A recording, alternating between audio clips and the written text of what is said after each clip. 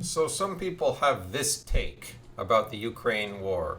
The take is this is so horrible that soldiers are being killed dishonorably by drones which hunt them down, these little tiny robots that have bombs inside of them, tracking them down individually and killing them by some drone operator who's not in harm's way. Well, he is, but not in the degree that the target they're hunting down is. So this is a dishonorable way to go. Dying by rifle fire, on the other hand, is more honorable. You could have the most expertly trained veteran soldier, and he gets killed by a cheap drone, just like a raw conscript. So this is the take that they have. Now, this is my response. I would say yes. This is something that's developing, and it looks very dark, disturbing, and it's going to increase. There's going to be more drones, more advanced drones, but also there's going to be ways of countering drones which haven't been invented yet, because right now they seem to have a huge advantage. That's not going to last for too much longer. They're going to be jammed. I don't know why more soldiers aren't just carrying shotguns with birdshot, because that would seem to be the way that's most straightforward about dealing with these things. My point is that the vast majority of casualties in this war in the Ukraine on both sides are from shells.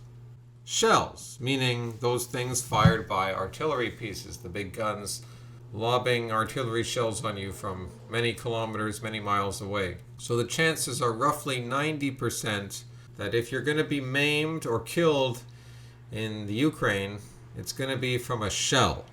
The expert trained soldier that was referenced earlier, getting hunted down by a drone just like any random conscript, well, he's already been dying from random shells.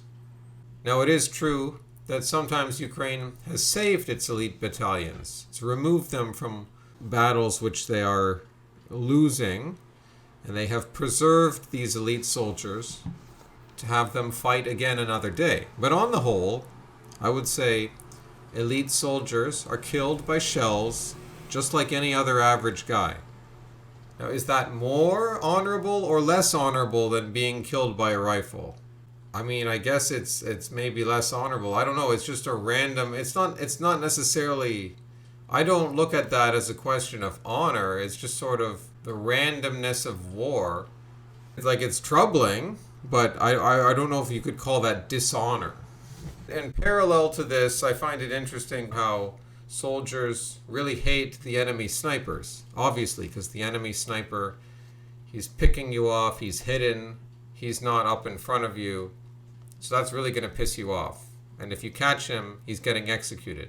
But all the same, the sniper has to deal with another enemy sniper sending a bullet through his eye and out the back of his head. And that sniper is also a huge morale boost to his own guys. To be a sniper takes courage, and yet the sniper is despised. At least he's despised by the enemy. It's an interesting combination. Now, the drone operator is lacking honor. He's sitting far back, and he picks a vehicle or a man, and he kills it. But that's what you do in war. How is that really much different from firing an artillery piece from 12 miles away? You know, now that I think of it, is the drone operator actually more dishonorable than the artillery crew? Not really by any other stretch. I mean, the drone operator is probably much closer to the front line than the artillery crew. Now, I know drones are getting more advanced. Maybe they can operate from further away. From what I understand, to be a drone operator, you can't be the same distance as an artillery piece. You can't be like 20 kilometers away. You have to be generally near the front line. I suppose the dishonorable thing that people complain is that, well, you pick a target and you murder a man, basically. But how is that any different than killing a man with a rifle? It's the same thing. Because the man with a rifle is closer to you, so you could kill him too. What if you're running across a field and you're really far away and he's in a trench and he shoots you? Is that really any less dishonorable or more dishonorable than a drone operator killing you? I mean, the drone operator could still be hit by a shell. He could be hit by an enemy drone. He's in the area of the front. I guess with the artillery crew, they're actually further back. But then the thing is, they'll get targeted by the other side's artillery, and then they'll get killed by shells. Shells are just killing everyone in this war. That's what you have to understand. War is random. You're going to get killed in however many ways, but it's probably going to be from a random shell. So that's what I would have to say about drones and how dishonorable it is to die from them. Not really, if you zoom out to the big context of the war, it's not really anything all that different. Now there's this other take of people who are interested in the dystopian, futuristic aspect of the war. They're saying that tanks have become obsolete, drones are going to change everything. And I'm saying, no, tanks are not obsolete. Drones are a huge factor, but they're not going to be like the future army. It's not just going to be drones. No, that's not going to happen. As for tanks, both sides continue to use tanks, build tanks, and demand more and more tanks. Many tanks, hundreds, thousands of tanks. Well, the Ukrainians don't have thousands of tanks, but they've lost however many. They've probably lost more than 1,000 tanks. Russians have lost lots of tanks too, and more are built. Thousands of tanks probably have been destroyed, or at least hundreds and hundreds have been destroyed on both sides. Like especially during the Ukrainian counteroffensive, which began in early June of 2023, a year ago, and it lasted approximately 6 months. And that featured an immense waste of tanks and other armored vehicles, which were hit mostly by Russian shells and mines, with drones playing a small but increasing role. In some situations, Russian and Ukrainian tanks have gone head-to-head, like happened in some battles in the Second World War, though I don't think these incidents have occurred very frequently. The thing about a tank is not that the tank is able to take on enemy artillery or drones or aircraft. It's not able to do those things. It's not even that it's able to move through an open space unmolested. Generally, tanks are not the fastest vehicles, although, of course, modern tanks can cruise at a pretty fast speed, but it's not like having an actual Jeep. But the thing is that a tank was never meant to be used independently. The tank functions as support for infantry, so it operates as part of that unity. Now we've seen how tanks, at least on the Russian side, maybe on the Ukrainian side too, have been adapting to drones by becoming turtles or turtle tanks, resembling the shell of a turtle. It looks kind of silly, but it's very practical and seems to be working. A heavy shell of armor, an exterior plate basically, is placed on top of the existing tank to provide a ridiculous thickness which successfully protects against most drones, possibly as shells as well. This does mean that the tank no longer functions as a tank. It doesn't have much maneuverability of its gun when this shell is on top of it, but it can cross open spaces much more safely due to such turtle shells, which can then be removed and it can have its maneuverability back again. So tanks aren't going anywhere. Drones have an advantage right now. They're going to get worse. There's going to be more drones. There is that dystopian aspect to the future. I'm not denying it at all. We've seen the movie. Look, if you've seen the movie Minority Report, think of the technology there. We're not even thinking necessarily military situation. We're thinking how governments will control their populations, how the security forces will terrorize their own populations. And that's truly nightmarish. And all that stuff is coming. But just because we've started to see drones right now on the battlefields, robot vehicles, unmanned robot vehicles heading assaults, this doesn't mean that the entire nature of warfare is different. So the question of how much the manner of fighting in this war in Ukraine resembles the First World War is something I also want to address. And I argue for the affirmative. Yes, it does resemble the First World War. So I'm trying to counter-signal these futurists, but I'm not entirely counter-signaling them because they are partly right. We are headed in this futurist direction, but they're just out of proportion. I'm just bringing them back down to earth. This is actually like the First World War, more than any other war in the last 150 years. For all the technological advances in drones, missiles, and electronic capacities such as jamming, this war has shown that we still need large masses of infantry with trenches, and above all, we still need artillery.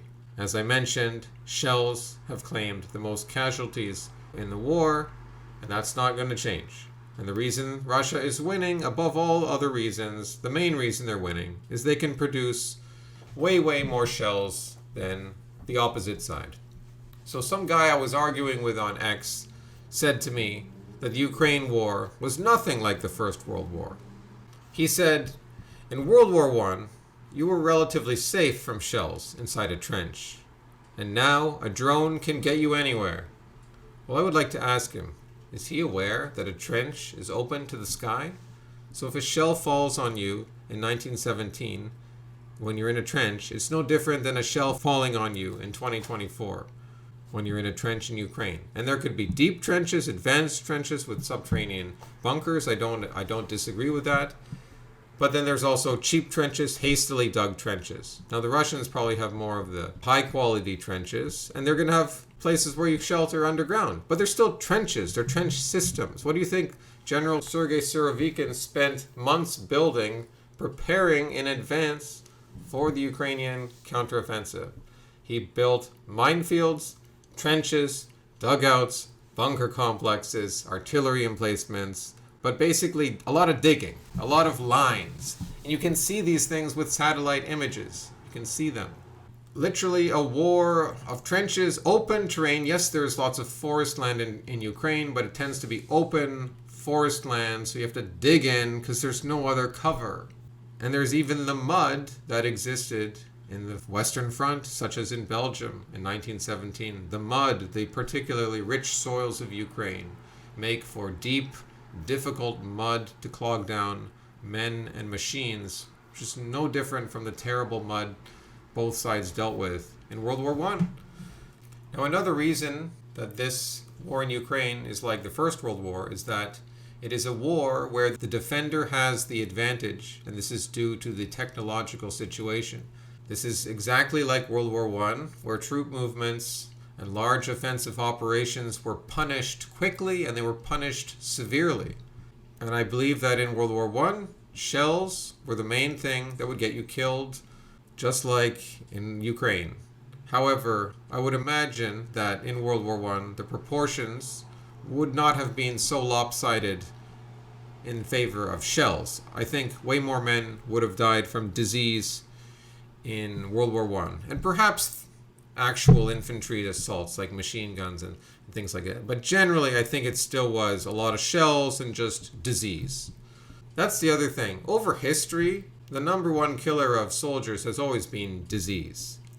So dying in war is not glorious, generally speaking. Usually, you get dysentery and you shit yourself to death. So as one British volunteer for Ukraine said, and I'm quoting this guy because he contributes to the picture I'm painting of this war in Ukraine resembling the First World War. And this interview was done by Lindy Beige, the eccentric British military history guy. So he was interviewing this real British soldier who had volunteered for the Ukrainian side and had fought there for at least a year. And he was back in England. And I actually kind of happened to like him, even though I didn't support his side, because our side is the global degenerate empire. But he had some good points, and to paraphrase him, he was saying that war is about standing there and dying. You stand in the trench and you die. That's more or less what he was saying. And he was trying to make a point about how both sides had to get used to shells coming their way and learning not to get rattled as they impacted nearby.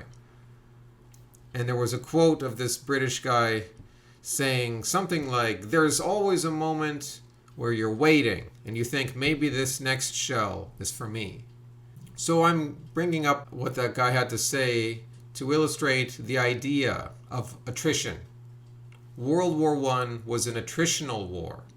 Unlike World War II, which featured armies waging massive campaigns over huge swaths of territory without getting bogged down in fortifications. And of course, I'm generalizing. Like, obviously, there's always fortifications in war.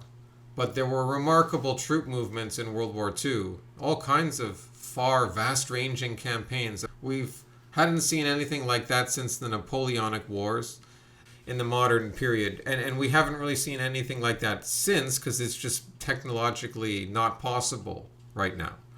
This war in Ukraine, at least after Russians changed their tactics after the first 2 months of their operation, became a war of attrition. And it has remained a war of attrition since that time. So that means keeping a firm check on big arrow offensives. There are offensives, but they are generally controlled. They're not massive. Russia doesn't have any desire to expend its soldiers in these offensives when it can be more certain to win the game long term by draining the enemy. So the idea of attrition is to use superior industrial force, superior organization, and steady pressure on the battlefield to weaken the enemy army and to weaken the entire state which supports the enemy over time. Attrition is largely a game of time. Russians have time on their side.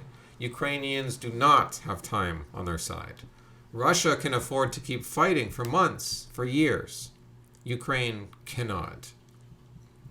Who is using up their stock of shells more quickly? Who is able to maintain infantry in the field by the hundreds of thousands, let alone increase these numbers over time? Sooner or later, one side or another cracks, and then there follows a collapse. So in conclusion, I ponder one more general question, which relates to this fad of everyone talking about drones changing everything. Well, is technology actually advancing in our society on the whole? Or is it stagnating? Or is it even declining? Now, I know this is a kind of a vague and broad question because technology is a far-ranging subject.